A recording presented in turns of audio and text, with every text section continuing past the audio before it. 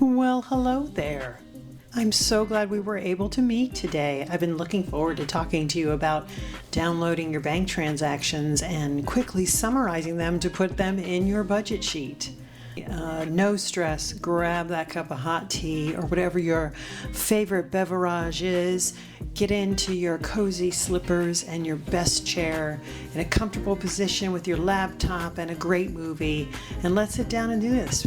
The first thing you need to do, if you didn't know already, you can log into your bank online and they will have an option for you to download a CSV file. CSV is separated values, basically an Excel file.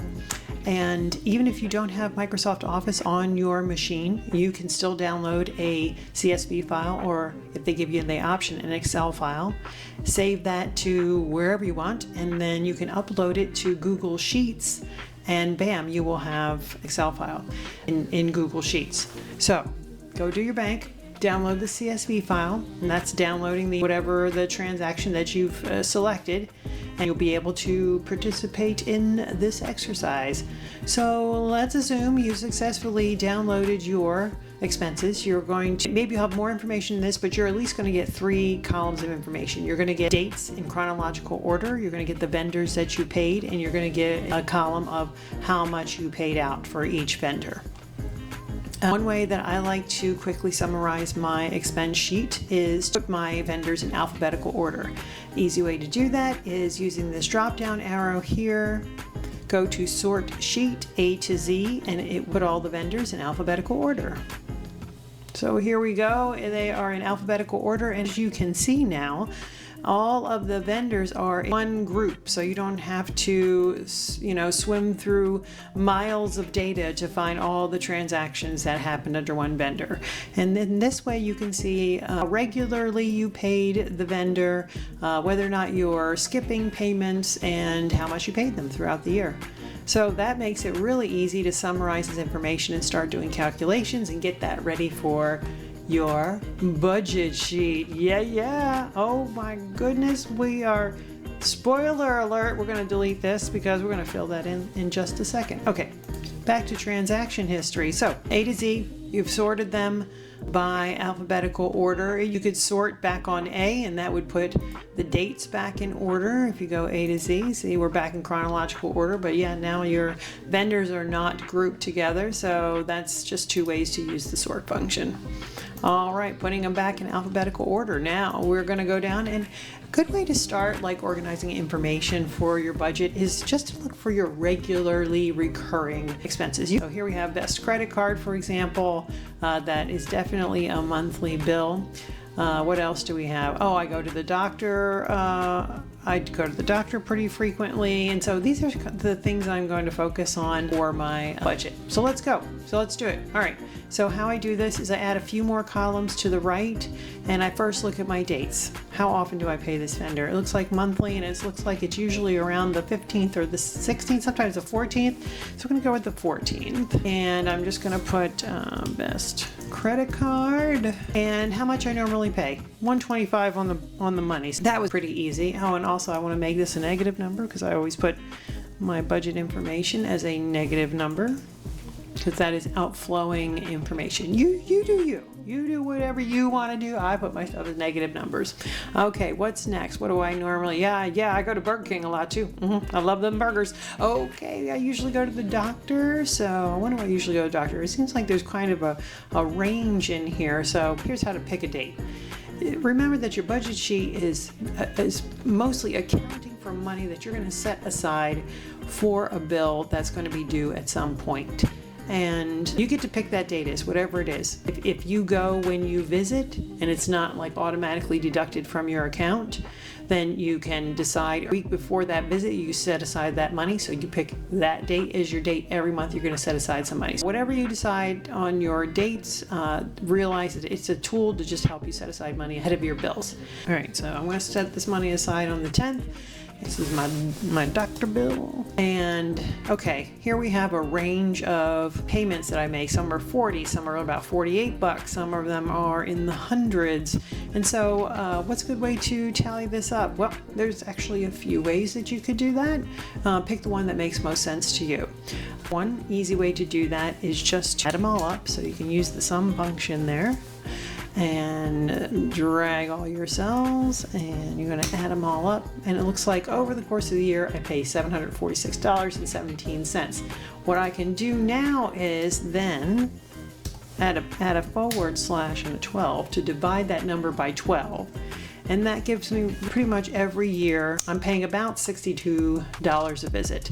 So even though I don't have to pay $62 every time I go, if I'm setting aside at least $62 a month, that when I finally do have a bill that's higher, that money will be in part or fully set aside by the time I get to that. Another way to kind of figure this out is you could do an average of the smallest numbers, leaving out these higher ones, which could be considered like, you know, unusual, or you might want to call them outliers, and they could be skewing your total amount that you want to consider on a monthly basis. Like, oh, we say that $271 was a one-time deal, that's rarely ever going to happen. Just skip those, and you could do an average equals average. There we go. Just the select one. So while I'm clicking, I'm pressing the control button so that I can pick just certain cells to include in this average. And if I look at that, my average cost is $43.94. So that does not account for these bigger bills. You could also say, okay, I'm going to set aside the $43.94, but I'm also want to tuck a little bit away because I do think it's possible these higher bills could hit me at some point. So you could also sum those up. Okay, and then just select those cells. Right, and then we're going to divide by 12 again, with a forward slash and 12. All right, and then we have 32.88. So you could put these together at the same time and pay, like, what is this, 76 bucks to yourself, and knowing that $33 is going to eventually go to the times where your bill spikes up really high. You could combine it, or you could set this money aside at on a different date. So it's just 3 ways that you can consider thinking about when your bills vary in amount. For this exercise, I'm just going to do the sum of them all divided by 12, and that's a way that I will pay a little bit more every time I visit. Some of this is being paid to myself to be stored away for when the higher bills come, and the rest of it is going directly to the doctor. Okay, let's go on to the next one. All right, we have Express Scripts, kind of the same as before. I'm gonna do Express RX here, and I'm paying routinely $10. Is it every month? It's not quite every month, but I want to set aside at least $10 a month to account for that. So you get the one other bill to think about is these once a year bills. So my pet goes to the vet every year. Sometimes it's higher, sometimes it's lower, depending on what my pet needs. Again, you could come over here and just take that amount and equals that amount divided by 12.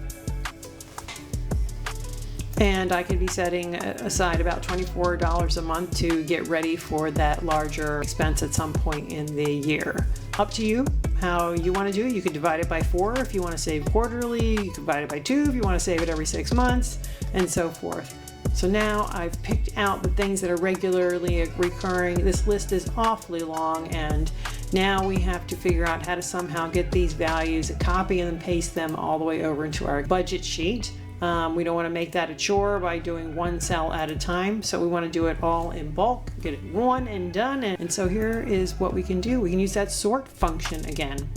So if we come over here, sort A to Z, it's going to bring all that to the top of the page for you. And now you can highlight and right click to copy. And when we copy over, we're going to do a paste special. So I'm going to start here. I want it to start there, and when it copies over, right click, paste special, and I'm going to do values only. And shablam, there she is, folks. We can just pretty this up a little bit by putting that in the middle like everything else. We've got the same format going on here. And now these formulas that I had made the other day with you, thank you so much for attending my other video, we're just drag them down. Boom. Didn't even have to work for it. Oh, okay. So now we have, whether you're starting from scratch or you're adding new bills to your existing budget, that's a way to quickly go through your transaction history, summarize the regularly recurring bills that you want to account for in your paycheck cycle, paste them over here, and now you're off to the races. Oh, we forgot one more thing. We did expand the range here. So before this ended at row 11 and now it's ending at row 15. What does that mean? Well, if you were in my other video and we were talking about the SUMIFS function, remember we have to update the ranges in this function as well in order to continue with calculations on these new entries. And so now, what does our row end on? It ends on 15. Okay, so now we're just going to say, instead of H11, we're going to say H15. Instead of E11, we're going to say E15. See? It's easy. You got this. You have totally got this. All right. Boom, we're in there. And whatever new dates you enter in here and whatever new paycheck amount you enter in here, Excel's going to do all the mathing for you. And you can sit back with a cup of hot chocolate and just let it do the work for you. All right, I'm so excited to talk to you about these things, and I love learning from other people. I'm still learning on different ways that I can look at numbers and money. If you have ideas about how you like to manage your money that you'd like me to know, drop a comment. I want to talk about it. And until then, have a fabulous day.